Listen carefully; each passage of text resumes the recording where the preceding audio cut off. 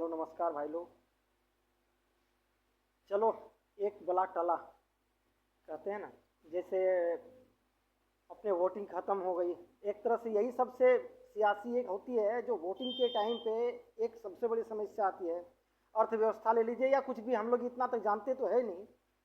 और जब वोटिंग गिनती होती है उस टाइम कौन हारा कौन जीता, ये किसके समर्थन रो रहे हैं, किसके समर्थन खुशियाँ मना रहे हैं। लेकिन हाँ, मुझे इस बार लगा कि ज़्यादा से ज़्यादा दुख मुझे लग रहा है जयराम महतो के हारने पे वहाँ के युवा को हुआ है।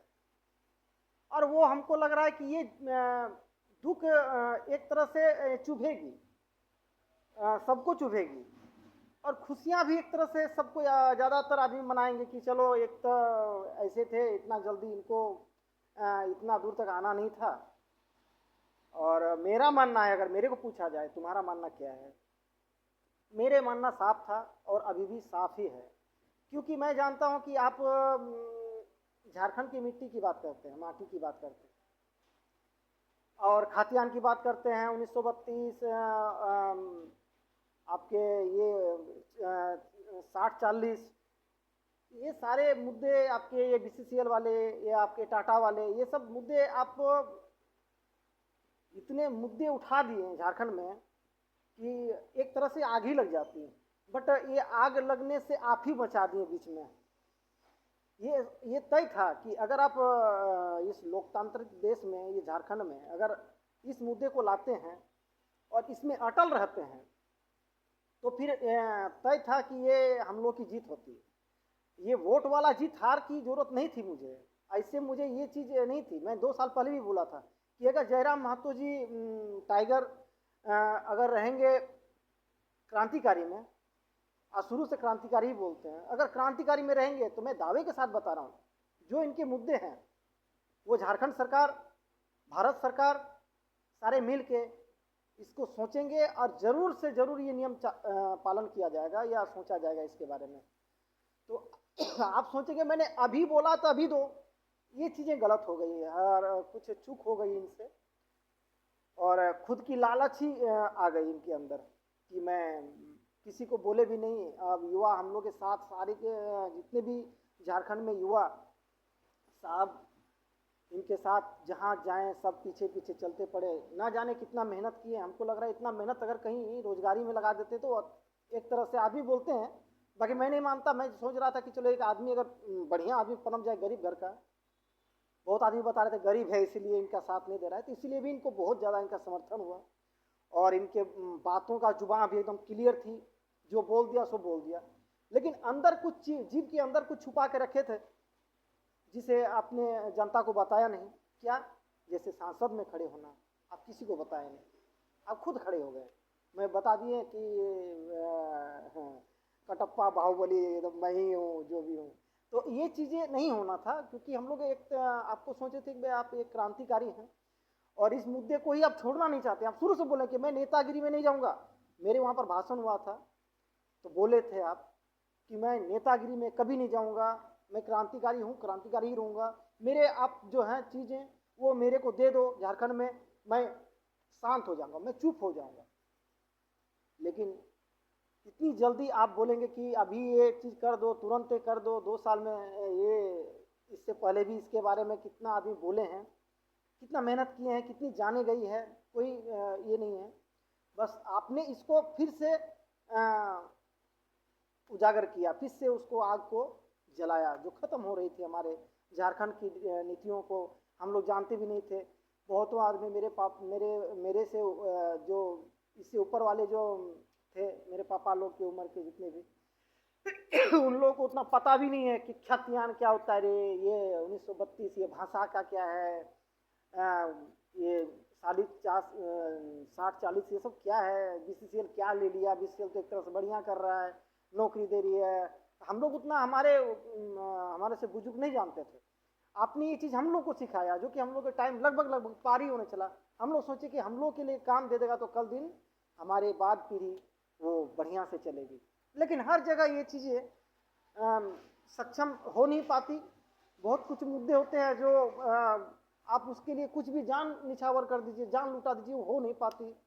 और बहुत सारे ऐसे वादे भी होते हैं जो पूरे करने के लिए आप पूरे भी कर लेंगे अगर आप उसमें अटल हैं तो, क्योंकि आप अटल नहीं थे, बीच में आप छोड़ दिए। आप एक बार बोले कि मैं भांसे के लेके चलूंगा, एक बार खतियानी लेके चलूंगा, 1932, 60-40, BCCL, आप मतलब झारखंड के इतने जितने भी जो चीजें सारे आपने एक ही पहल में लिख के बोल दिया, इतना तक मेरा क्लियर कर दो, बस हो गया। उसके लिए आपको प्रधानमंत्री का बनना था, तय था, बन नहीं पाए। सोचे कि चलो हेमंत जी अभी जेल पे हैं, मैं ही मुख्यमंत्री बन जाता हूँ, दावेदार ले लेता हूँ। चलो वो तो हो नहीं पाएगा, सांसद बन जाता हूँ। आप जब भी सोते हैं तो सपने में वही चीज़ आती है कि मुझे प्रधानमंत्री बनना है, मुझे ये बनना है। तो ये चीज़ें आ गई। एक भी युवा आपके साथ घूमे हुए जितने भी हैं, मैं सब भाइयों से जोहार बोलता हूँ, बुरा मत मानना। जब बीत जाती है तो क्या करें। मैं भी जान रहा था कि चलो जयराम हाँ तो जीत जाए एक तरह से, तो ये आगे चल के आगे जाके और दहाड़ेंगे तो अच्छा रहेगा, ये अच्छा रहेगा हम लोग के लिए। हम लोग तो दहाड़ नहीं पा रहे हैं, साथ दे के चलो, धक्का दे के तो आगे तक चले गए भैया। लेकिन आप अगर उसमें अटल हर चीज़ में नहीं रहेंगे तो कहाँ से आपको आदमी ये करेंगे। हाँ, मैं लिख के देता हूँ, जो आपके 2 साल पहले, साल भर पहले, 6 महीना पहले, 2 महीना पहले, 1 महीना पहले, 10 दिन पहले जो आपके युवा उमड़े थे भीड़ झारखंड में, वो आपको फिर नहीं मिलने वाली। क्यों? क्योंकि वो चीज़ें आपने खुद ही गलती किया। युवा गलती नहीं करी है। युवा घर पे गाली सुन के, मैं भी खुद जाता था कहीं कहीं, मैं खुद गाली सुन के चला जाता, अरे कहाँ जा रहे हो, धूप कुआ में, ये है वो है। फिर भी आदमी जाते हैं। मैं अपना नहीं बता रहा हूँ, लाखों भाइयों का बता रहा हूँ कि इतने युवा, कल वो गया, परसों ये गया, परसों उसका तबीयत खराब हुआ, वो जा नहीं पाया, नर्स वो गया, ऐसा होता है, होते रहा है। लेकिन आपने कभी भी ये किसी को बताने का काम किया कि मैं सांसद में खड़ा हो रहा हूँ? आप सांसद में खड़ा होने से पहले आपने किसी को नहीं बताया, सांसद में खड़े हो गए तो हो गया। आपने लोकसभा में जब खड़ा हुआ सांसद में, उस टाइम नहीं बताया, आपने बताने के बाद आपने ये चीज़ें सारे किया। 2-4 दोस्त आपके जो है वो भी बिछड़ गए बेचारे, जो भी हो। अब आप बोलेंगे मेरे वो सारे दुश्मन थे। दुश्मन नहीं होता है, आपके साथ जान निछावर करने वाला आदमी दुश्मन नहीं होता है। आप में कुछ चूक होती है तब जाके वो दुश्मन होता है, बाकी दुश्मन नहीं होता है। अभी मैं आपसे वो चीज़ के बारे में बात कर रहा हूँ तो आप बोलेंगे कि ये दुश्मन है इसलिए बात कर रहा था। चलो, मैं तो बोल रहा था शुरू में ही, मैंने आपको बता दिया था कि मेरे यहाँ से कहने से कुछ नहीं होता है। बाकी मैंने बता दिया था अपने दोस्तों को कि जयराम दा की हार तय है, सीपी चौधरी की हार तय, जीत तय है। ढुलू महतो का मैंने पोस्टर भी डाल दिया था अपने व्हाट्सएप में, सीपी चौधरी का भी मैंने डाल दिया था। आपका क्यों नहीं डाला? क्योंकि मुझे यकीन है, यकीन के साथ, मैं दावे के साथ मैं सोचता हूँ अंदर ही अंदर कि इस बार नहीं हो पाएगा। इस बार नहीं तो फिर आगे बहुत सोचना पड़ेगा आपको। युवा पीढ़ी आपके साथ रह पाएगी नहीं पाएगी, आपको इस नीति में खड़ा रहना पड़ेगा। 1932 जो भी आपका भाषा खतियान ये सब लागू, सारे चीज़ में आपको खड़ा रहना पड़ेगा। फिर आपको ऐसे दौड़ना पड़ेगा, उससे ज़्यादा मेहनत करना है, जो कि आपने बहुत मेहनत किया। और आपके साथ आपके जो जितने भी युवा थे, क्या बताऊं, मैंने तो झारखंड में पहली बार नहीं ऐसे टाइगर देखा जो हकीकत में टाइगर लग रहा था। हकीकत में टाइगर लग रहा था। भाषण देखो, उसके मुद्दे देखो, उसकी दहाड़ देखो, तो लग रहा था कि कुछ है, झारखंड को कुछ बदल देंगे। लेकिन खुद अगर लालच रखेंगे, आप सोचेंगे कि नहीं मैं चलो सांसद में खड़ा जाता हूँ, लोकसभा में खड़े हो गए, जो कि आए थे 2 साल पहले कि मैं ये चीज़ें लालच नहीं करूँगा, मैं इसलिए ज़िंदगी भर लड़ूंगा इसके बारे में, माटी के लिए ज़िंदगी भर लड़ूंगा। लड़ना उसको भी नहीं कहते हैं जो नेतागिरी में खड़ा हो जाता है। चलो ठीक है, जो भी हो रहा है हो रहा है। अब इसमें भी हारने के बाद आप बोल रहे हैं कि भाई साहब इसमें तो चलो मेरे कैंडिडेट उस टाइप के थे नहीं, उतना मजबूत नहीं था, उतना ऐसा नहीं हो। मैं विधानसभा में खड़ा हूँगा। अब विधानसभा में किस चीज़ में खड़े होंगे? प्रधानमंत्री में, मुख्यमंत्री में, विधायक में, किस चीज़ में खड़े होंगे?